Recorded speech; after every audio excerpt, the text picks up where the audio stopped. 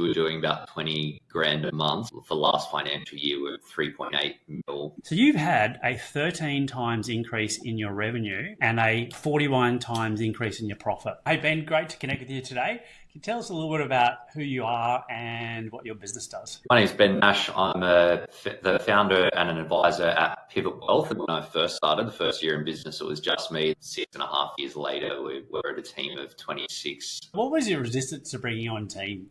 I think it was really just a limiting belief. I was like, people are no good, don't trust them, can't get good ones. That's probably like a bit of a commitment thing as well. Having a team member meant that I had to go to work every day, even though I was working heaps all the time. It just felt like something that I was just resistant to. What was a week like for Ben back in the early days? The business onboarded over the first couple of years around about 20 new clients each year. And so that pretty much meant that each month we were working with 2 new clients and, taking them through the process of setting up their plan and then working with them on an ongoing basis to make sure that they were on track and getting the results they planned for. And so that was sort of like the core business activity, lead gen and marketing and content. I spent quite a bit of time on different content marketing strategies, different approaches. You're the main advisor and at the same time you do these marketing activities. How did you balance the going to find the work and then actually doing the work? I was spending about 20 or so hours a week doing sales calls and sales meetings with potential customers. And I realized that it was just not going to be possible for me to continue to do 20 hours of meetings a week and still keep the business going. The team had started growing a little bit by that time. And so that was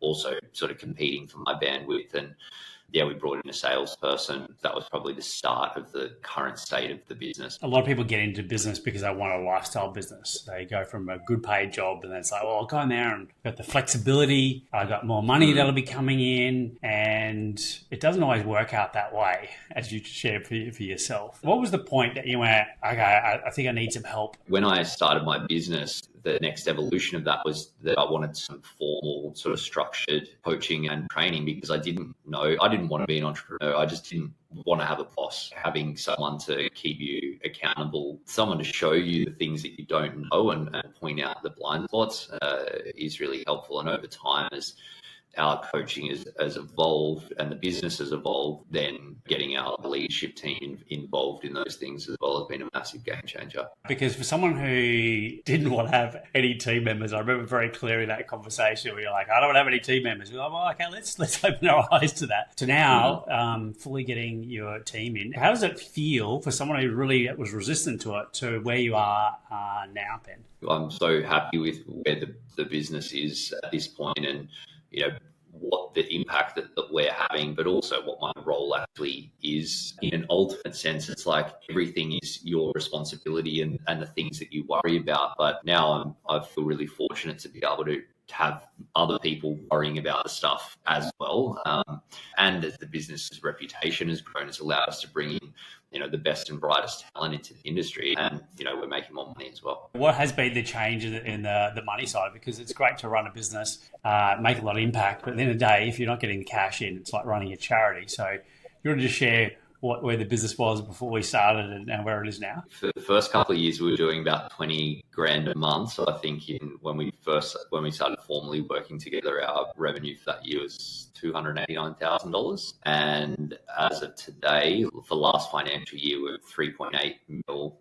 And as of last month, we're closing in on $500,000 of revenue, just over 450 per month. A service business, when you're scaling your service business, it can be very expensive. So what have you done to make sure that the revenue is going up, but also your profit is as well, Ben? We had to change our pricing structure, how much we charge as a deposit versus our ongoing, take off the sugar hit so that we've got the base for the long term. We had to do things internally around how our team was structured and not restructure, but just being more deliberate with how our advisors were supported and what our growth pipeline looked like, and then be hyper mindful of adding on new costs into the business and making sure that we really needed it and we're getting good value for it. And now that we've locked that in, it's like everyone knows, and particularly the leadership team knows, it's like we're not making any decisions that are going to compromise that moving forward from here, because that's good peace of mind and good stability for the business. How does that change your decision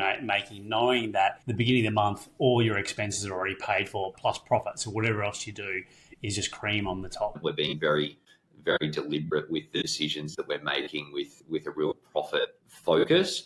We have been mindful. We've still made some significant investments in the business over the period and invested in our technology and invested in our team, but doing that all, eyes open and being aware of the impact. Well, speaking of the impact, from 2017 to where we are now, you've got a 41 times increase in your profit, which is remarkable and massive kudos to you. What would be the top tips if you could go back in time and whisper in your own ear around, make sure, Ben, that you do these things? What would the top tips be for you to make that transition to where you are now even quicker? Well, I think it starts with the hiring, and so getting good at recruitment. One thing I didn't realize for a long time, which I wish I knew back then, is that onboarding team members is really important. Setting clear expectations, clear accountabilities and outcomes for every single role, but then really spending a lot of time managing people through that first 90 days and making sure that you're immediately keeping them accountable to the outcomes of their role, giving them coaching if needed, and if they're not right, politely showing them the door so that you can have only good people in the tent, because that goes a long way to creating a good culture and doing good work. And then there's the ongoing management, incentives. That's still, and I still don't think we have it perfect, but it's been, 6 years of iterations on that. I'm a process sort of person, and so I would tend to throw a process at a problem. Yeah. Have learned that, sometimes you just need to have conversations rather than give people bullet point lists for stuff. Still like a good bullet point list though, but that piece is really powerful. So that recruitment, onboarding, and then the ongoing piece. So essentially all of it. Also scaling sales and creating a sales engine is really powerful for a number of reasons, but particularly for a founder-led business where you try to remove yourself from delivery, remove yourself from the sales, and then you can actually work on the business and add value in other ways where you're not dragged into every issue that comes up in client delivery or sales or those sorts of things. And then the financial management and really, rock solid forecasting, understanding your cash flow, making decisions, looking well ahead and being hyper mindful of costs, particularly as your business is growing well, so that you don't end up in a position where if your revenue is growing and your profit's not growing, it's like you're actually getting worse outcomes for more probably work and more stress as well. Yeah, exactly. And to that point, it's really interesting. We work with lots of people in the finance space. What a lot of people expect is, okay, because they know that skill really well, that people go, well, then you know how to run the numbers of the business. But they're completely different numbers. How have you navigated that part of it for you, Ben? I think, fortunately, as a financial advisor, I'm already numbers minded. If you're not that inclined, then you just want to get someone, a good bookkeeper, a good business to support you with that, and potentially needing to level up your understanding to interpret what you get from having good advisors as well. In any time in your journey, what's a challenge that came up that you didn't expect, and how did you overcome it? I think that when your business goes through this point where you're heavily key seat dependent, when you just have one person in a particular role, everything falls on the other person or the other team or on you. And then it's like a mad scramble, and you've generally already got things that you're focused on. Sometimes those things are already urgent, and trying to navigate that is not easy. Because there's a bit of an urban myth that if I keep it small, it's going to be manageable. I look at the time you've had off, and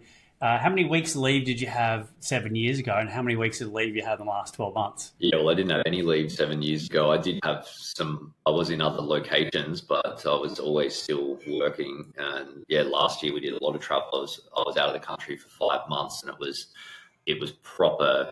I was actually off for that time. Just from a mindset perspective, what would you say would be the key mindset principles that enable you to get through and to get to the place we are now, Ben? Well, just keep going. I think that you guys talk about this hero's journey, and it's like sometimes it's really good, other times it's really shit. I think knowing that it is a cycle and that you keep going and good things happen. From a leadership perspective, trusting people, trusting the team, trusting the leaders, and fully trusting them, but also keeping them accountable to outcomes and making sure that there's a constant line of sight and line of communication around those outcomes. I think also looking after your own health and well-being, having a break, you sometimes, or I sometimes, and still feel a little bit guilty with that, but then you have these pearls of wisdom, and it's like it gives you the space to actually reflect and come back stronger. I've definitely experienced that. I used to think that because there was lots to get done, that I should just keep working harder. But as I work less,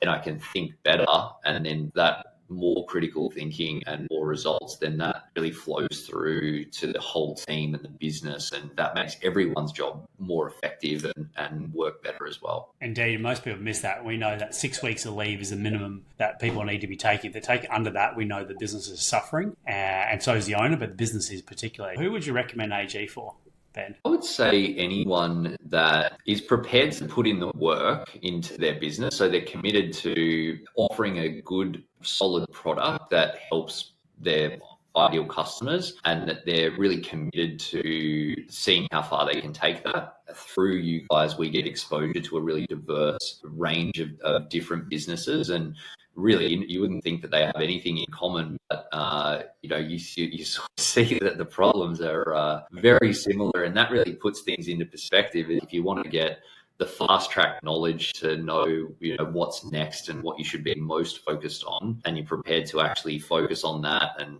sometimes do the boring stuff, the grind, those people are generally the ones that will get the best results. Is there anything else you want to add in at all, Ben? Often achieving real success in business in the long game is about doing the fundamentals really well and doing them consistently over time. And I know for myself, I've been distracted with other things and you lose sight of them, and then you wonder why things aren't really working well. And so I know that stuff is your bread and butter. So it's like if you want to build a business that achieves good things, but in a smart way where you're avoiding some of the roadblocks, then it's definitely worth having a conversation. Love it. Gold. Hey, mate, that was super fun. Thoroughly enjoyed that. It's always good to get a mirror and reflection of what's happened. So, mate, thank you so much for sharing your wisdom.